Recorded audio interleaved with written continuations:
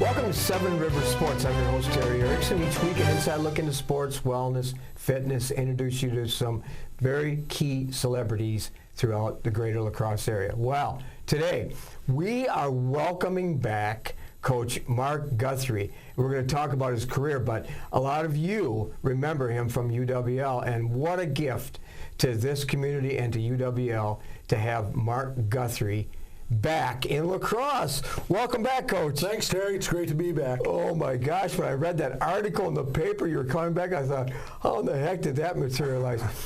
Let's start. Maybe a lot of our viewers are unsure because you've been gone for a while, maybe some new viewers. But let's go down memory lane. And if I could start by saying this, I still work college basketball, and so I get to Wartburg, and I see your picture and plaque, and that's why I was first sort of introduced to you, being an All-American shot putter in the Wartburg College Hall of Fame. But it began earlier than that when you were in high school and you got involved in sports. Yeah, I grew up in LaSalle, Peru, Illinois, and people our age will remember West Clocks. That was a major industry in town, and LaSalle Peru Township High School is where I went, and was involved in track and field through the shot put. Finished 8th at the state track meet in '71, which is a lifetime ago, and associated with the Lutheran Church, and so I ended up going to Wartburg College. Coach Kurt there recruited me, and had 4 great years there at Wartburg, and ended up with an All-American title, finishing 3rd at the '75 NCAA championships. And so that was a highlight of there, plus all the friendships and things like that you meet along the way. What a tremendous case. If you've not been to Waverly, Iowa, to Wartburg College, and I've been there many times, but a new facility, you're missing something. It's just a gem in that part of Iowa. Well, you graduate, you start your career at a high school, winning championships, conference championships, and advancing to the state and cross country in Fenimore, little Fenimore, and that's how you got your start. That is how I got my start. Actually, it was a late start. It was August when I finally got the job, so I was a little nervous. I wasn't going to be employed leaving Wartburg, but interviewed for a job where I was a high school history teacher, physical education teacher, 8th grade boys basketball coach, track coach, and cross-country coach. So, small schools, you do a little bit of everything, and didn't know much about cross-country. So I started reading a few books, called a few coaches, and received some very good information. And 3rd year, we won our first state championship there and won the next 2 state championships in cross-country. Met my wife there. She was teaching there, and started out we didn't like each other, get along very well. But, 40 years later, we're still married and have a great family, so a lot of excellent memories from Fenimore. Well, and then on to Naperville, staying at the high school level before launching to a tremendous career in college. We're going to talk about that. But did you think back then, you had some defining moments, you just shared those. Did you think that sort of inaugural adventure into coaching would lead you to the college level? Was that always your aspiration? My aspiration was to coach at the collegiate level. Didn't know how long it was going to take or how it was going to turn out, but I definitely want to coach at the collegiate level just because I think while you have great experiences with young people at the high school level and 8th grade where I coached basketball, you have different, more mature conversations at the collegiate level, and you can be more specified in what you're doing. So, yeah, I guess I always wanted to go to the collegiate level. I just didn't know how, when, or how it was all going to turn out. What a gift to this community when you came and coaching. We can't go through all of the things that happened when you were the coach at UW-L for 20 years? 19 years. 19 years, but 34 conference championships, 60 individual national championships. You've coached almost 450 All-Americans. You were 9 times National Coach of the Year. Now, it's so impressive. It's just phenomenal. You coached friends of mine like Andrew Rock. You had so many incredible accomplishments. And you took over for a coach that had many championships too, but you took UW-L track and field to another level, Mark. We did, and so first of all, I got to thank Phil Eston because Phil was on the search and screen committee, and I was a high school coach going for a job where they had won the national title under Joe Thompson the year before, and really wasn't sure. So if it wouldn't have been for Phil Eston and the committee, I wouldn't have even gotten here. So, but there were great times, and you don't do it alone. I mean, that's the first thing you learn. I had great assistants. Great friends at track and field at La Crosse, a strong alumni base. And I get asked this today, how did we get that kind of talent at UW-La Crosse? And I really don't have an answer. I mean, we worked really hard to get those young people here. We coached them up, and like I said, they had great assistants.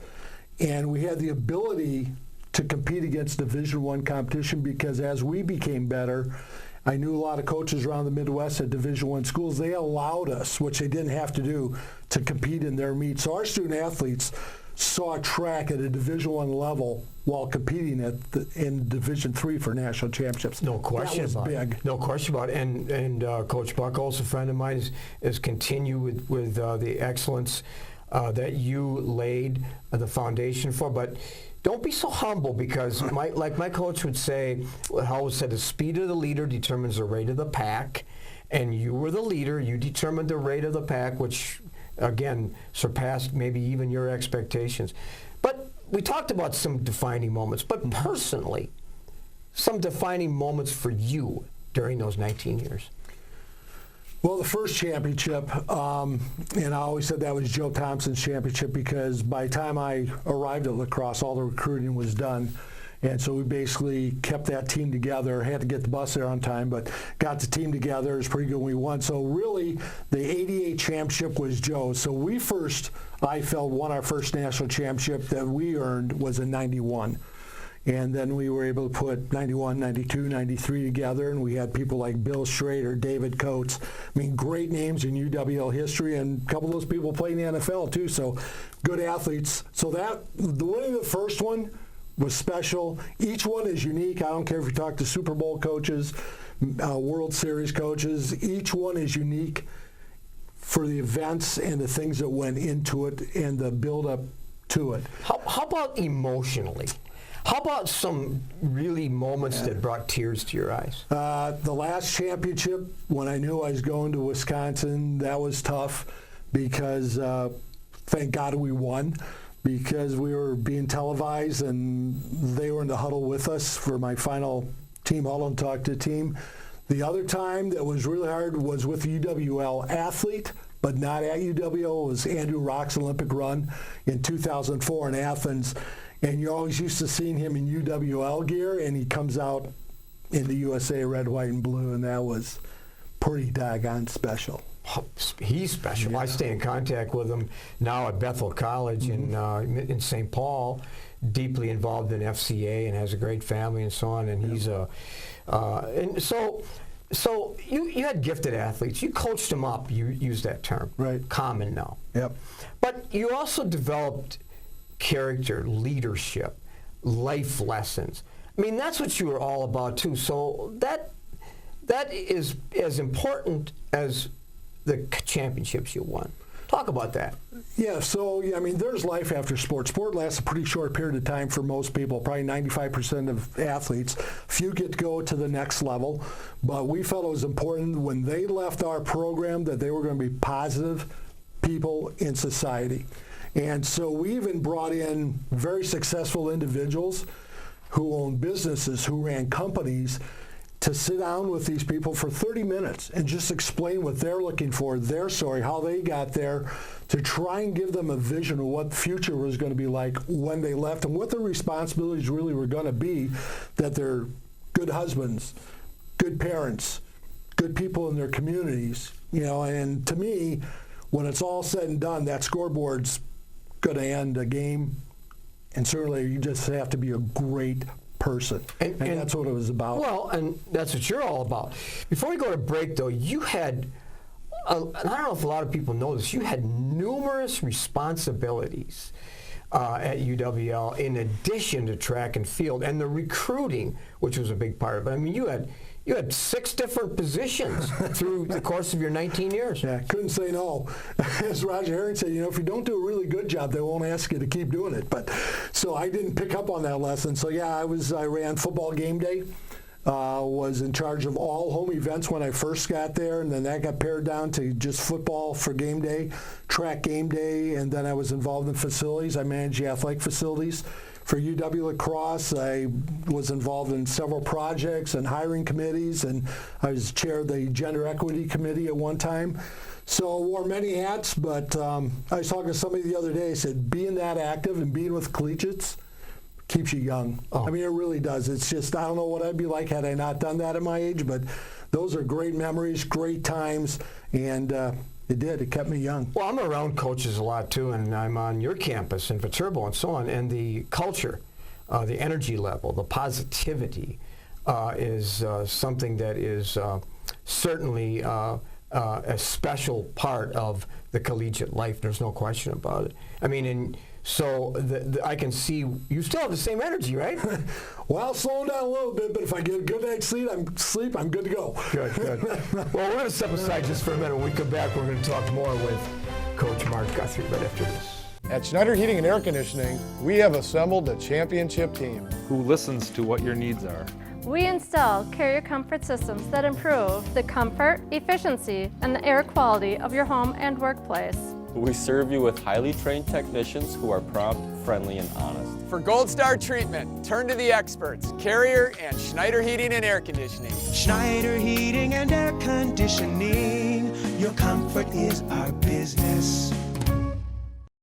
Welcome back to Seven Rivers Sports. Our guest today, Coach Mark Guthrie, back in La Crosse, now with a new title, External Relations Coordinator, UWL. We're going to get into that in the second half of the show. 2006, you make the decision. You made the hard decision. You talked about in the first half of the show. You leave a tremendous program. You leave your mark on a national accredited program, and you go to Madison. And then you have success there. Not much success. Challenging to make that decision? It was a difficult decision. Felt that I had done about all I could do at UW-La Crosse. Being with Andrew in the Olympic Games, really you see track at the highest level possible. I mean, that's a Super Bowl for track and field. And so I wanted to see if there's a way I could move and still be productive, the challenge of coaching at the Division I level. And so Coach Nuttycombe, then the head coach of Wisconsin, gave me a call, and we met and felt it was a good fit. And so I went down there as the assistant coach and would be dealing primarily with sprints, long sprints, and long hurdles in the relays. And so I spent 7 years there in that program, which was a great experience. Had incredible talent, Matt Tegenkamp, Chris Solinsky, Demi Amoli. I mean, these are some of the all-time greats there. And was fortunate to be part of that group in 2007 when we won the Indoor National Championship, which was the first Big Ten team ever to win a national championship. And the tutoring that I received from Coach Nuttycombe and the involvement in the program and recruiting at that level was phenomenal. It was just a great time. The other piece that made that decision happen was we had lost my dad, and so my mom lives in LaSalle, Peru, Illinois, and so that moved me 2 hours closer to her. And being the only child, if there were issues, I could get there a lot faster than from La Crosse, Wisconsin. And so those are probably the two factors. One, to see track at the highest level, and then two, to be close to my mother. Funny how a loss of a parent can be a tipping point, a defining moment in making a decision. It was for me, too, a few years back. But you also were travel team coordinator. You were a home meet manager. So the Wisconsin used your experience and your talents in other ways, too. Yeah, I mean, the travel I did here, and it wasn't as big of a deal as what it sounds. Put the itineraries together and some of those items, but we had a travel coordinator in the athletic department at Wisconsin. So we put the early pieces together, and they wrapped it all up, got the airline, the bus, hotel, but we had to give them the meets and what we were looking for, what we wanted to do. And meet management, put the schedule together and all the media information, and then games management at Wisconsin actually run. I mean, that was the first time I ever went to a track meet, walked out and didn't have to move hurdles and set things up. I was thought I was in heaven there. That was awesome. But then in 2013, it was like the call came, another change. Central Michigan University, a coordinator of track and field and cross country. Mm-hmm. Huge responsibility. Yes. Coach Nycombe retired that year, and our compliance person in Wisconsin had moved to Central Michigan, and they had a change there, and he asked if we'd come over and try and rebuild their program. They had made a coaching change, and so we committed to 4 years, and I think they're in a better place. We're going to find out this spring because we redshirted anybody who had any shot of a national score or a conference champion. We redshirted all that last year, so we didn't look very good on paper last year, not knowing I was coming here. So that whoever the new person is in that role is going to inherit a good program on a good foundation, and in a much better shape than it was before. In reading about that program in Michigan, you did indeed put that university on the map, and you set the ship in the right direction, and so another incredible accomplishment. Before we talk about your new position, United States Track and Field Hall of Fame, WIAC Hall of Fame, UWL Hall of Fame, Wartburg Hall of Fame, all kinds of honors. I mean, more than we have time to talk about. Any of those really special to you? I'm sure they all are, but... They all are, and for different reasons. Obviously, Wartburg being the first one, UW-La Crosse being, where I spent a majority of my career. That was really special that they would even consider me. And then the track and field, the United States Track and Field Coaches Hall of Fame was, that was huge because you're in there now with all the peers of your sport. And that was a great day for my family and then my extended family, and just a tremendous honor. And something I'll never forget. But each one, again, like a championship, was unique in its own way. And then, along with Phil Essen and Roger Herring, the inaugural WIAC Hall of Fame. Too. Yeah. That was a great night. That was a fun night. Oh my gosh! Along with two friends of mine and icons too. Before we got to get to one other thing quick too, and that's catching up with the Mark Guthrie family, the girls and your wife. Yep. So Dawn and I have been together for a long time, and bless her heart, she's followed me everywhere. And so she had a big part in the house we're going to buy here because we're never going to move again. And she dragged the family and took care of us for all those years. Our oldest, Allison, married Ryan Hemker, who's from the area. And she is involved with Target Corporation out of Mankato, Minnesota. So they're there. We have a granddaughter, Tatum. And then my other daughter, Ann, is up in Minneapolis-St. Paul area, and she could be a student for life.